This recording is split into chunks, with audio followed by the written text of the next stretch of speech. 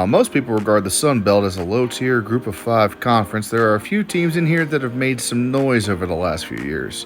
With the playoffs expanding to 12 teams, it's now technically possible for one of these small programs to hit the big time and make a run for the playoffs. However, this is not college football 25, and South Alabama ain't going 13-0. We know what this conference has been and will be traditionally. A couple of teams have the talent to make noise, but the remainder are going to be in the throes of mediocrity. Let's begin. There is one team you can rely on to be solid as a rock year in, year out. Look no further than Appalachian State. They are usually in the conference title conversation every season, and this year is no different. The defense just got done robbing every offense in the Sun Belt with the most interceptions in the conference behind cornerback Ethan Johnson. The absolute fucking unit, known as Nate Johnson, is also looking to take his rightful place as a destroyer of worlds after leading his team in sacks last season as a freshman. Jesus Christ. On offense, you have your cavalry with running backs Mikael Hollywood, Kanye Roberts, and Anderson Castle ready to go full blitzkrieg with a goddamn good O-line. And their general, senior quarterback Joey Aguilar, is ready to lead them to a conference title. If you play App State this season, prepare for trouble. Jesus fucking Christ, it's like a bomb went off in Myrtle Beach. Everybody worth a shit left town before the bowl game last season. Quarterback? Gone. Wide receivers? Gone. Defensive line? Gone. The fact that you played well and won the Hawaii Bowl was more of a testament to how incompetent San Jose State was and not how resilient you are. Outside of Michigan State transfer quarterback Noah Kim coming on board, there's not much to look forward to for the teal and gold. It's a young team with unproven talent, so going 500 would be a major surprise. Hey, Coach Helton, you feel that? It's your seat getting warm. And yeah, you went bowling, but telling your quarterback fuck it and chuck it all game long is proving to be a double-edged sword. Oh sure, the thousands of passing yards are nice each season, but the 31 turnovers overshadows everything else. Not to mention, your defense is non-existent, giving up 31 points a game last year. Your quarterback race is like watching old men fight for a dinner roll. There are many questions with the underdeveloped roster, but there's a couple notable names here. Their tight end Tyler Fromm abandoned Auburn to come here for playing time, and Derwin Burgess Jr. is back for another round alongside Oklahoma transfer Bunkley Shelton. There are some things to like here, but a weapon is only as good as the holder, and if Coach Helton can't get the team rolling this season, he might be in for a rude awakening come December. Well, this ain't good. Oh, the Potato Bowl was fun because you ain't bowling again for a good bit. When your former head coach up and resigned in the middle of spring practice, that fucks your entire season up. Suddenly, the transfer portal is open and players start heading for the hills thanks to the instability of an unknown coach coming in, and recruitment basically becomes impossible. Georgia Tech transfer quarterback Zach Gibson will bring something to the offense. I don't know what that would be exactly. He rode the goddamn bench all last season. This is what people would call on the political side of things a lame duck situation. Your only job at this point is to survive the season and get to the next recruiting class. You do that, you'll be fine. Record will not matter this year for you.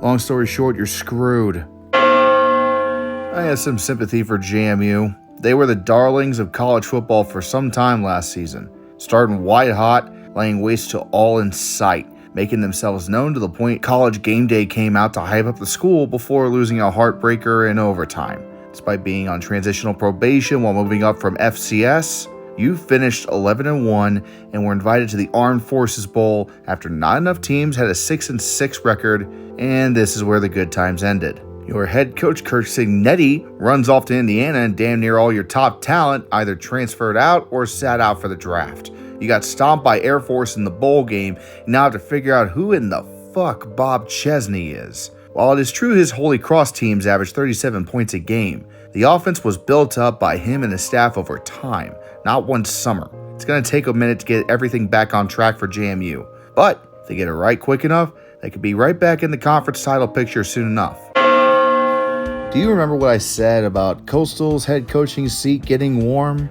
You can see the fucking smoke coming off of Coach Huff's chair at this point.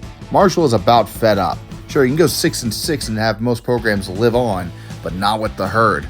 They actually give a fuck and want to be contenders. So what's the plan, Huff? How are you going to get the herd thundering back to a Sun Belt championship? You resort to Chad Pennington's son, Cole. Maybe it's the jerseys, but he looks pretty green to me. Better have transfer quarterbacks Colin Parachek or Brylan Braxton start instead. Anything you could do to convert third downs, fucking do it. You couldn't buy one of those last year, and we're the worst in the conference because of it. Sadly, there's not many weapons on offense or defense. The secondary is also all new. No returning players that started last season, so expect a lot of blown coverage deep downfield.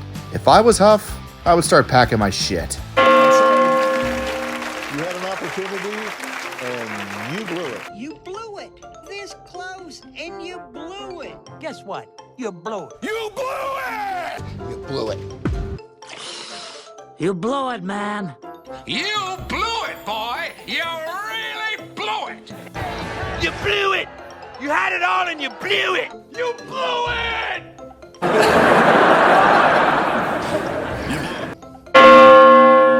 3 words. Jalen fucking Rayner. He was a true freshman last season and ran roughshod all over the conference, winning Freshman of the Year and throwing 17 touchdown passes. The offense overall is going to be mostly the same and far improved compared to last year. Defense, however, is where the Red Wolves have their Achilles heel.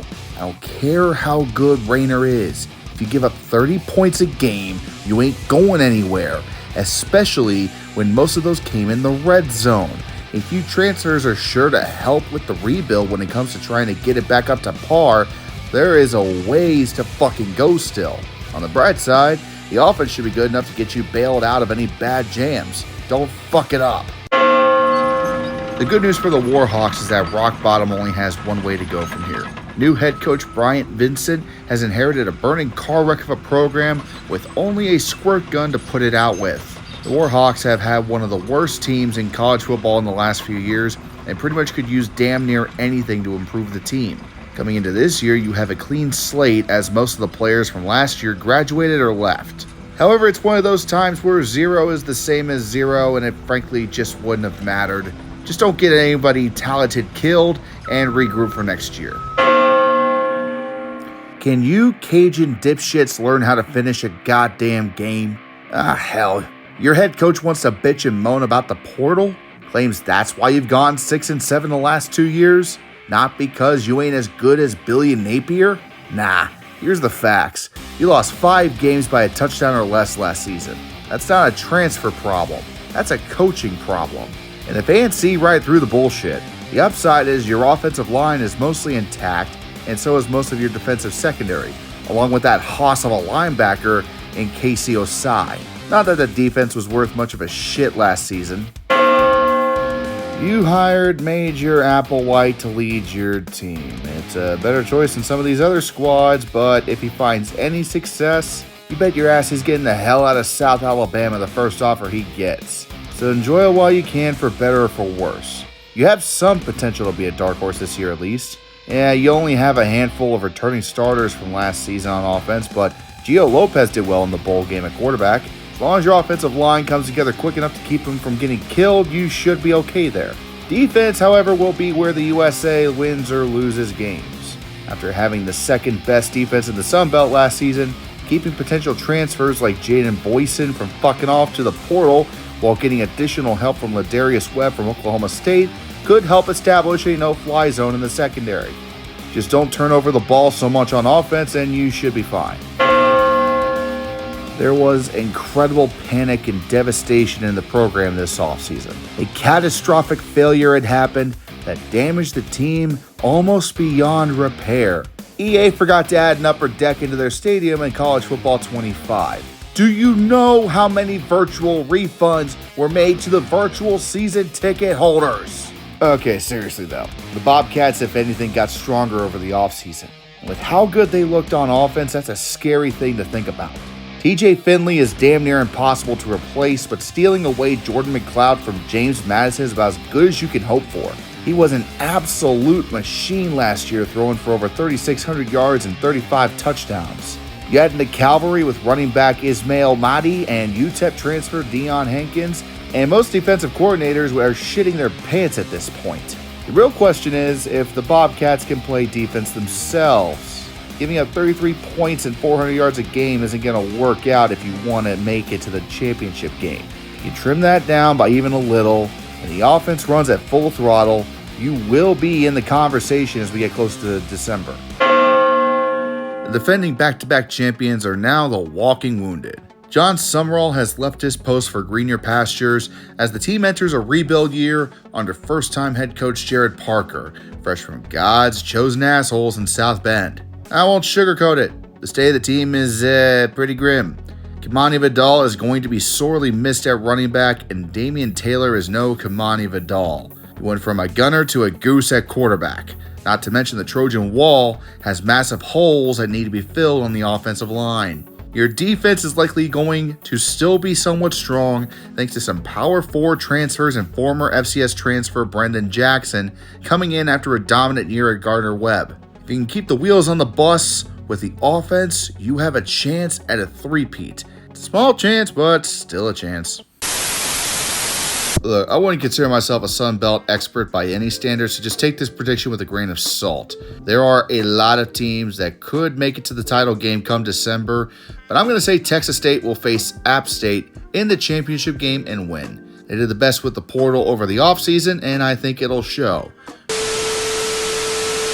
Thanks for watching the video. This is going to be the first of a 9-video series in collaboration with 2 other YouTube channels that I'm good friends with, Red Rubber Duck One and Illogical Canadian. We're each going to take a stab at 3 different college football conferences and give our own versions of previews as to what we think is going to be happening during the football season, including our reviews of each team and championship game predictions. Next video coming up in about 2 days will be Illogical Canadian. He's going to be talking about Conference USA, followed by Red Rubber Duck One talking about the MAC.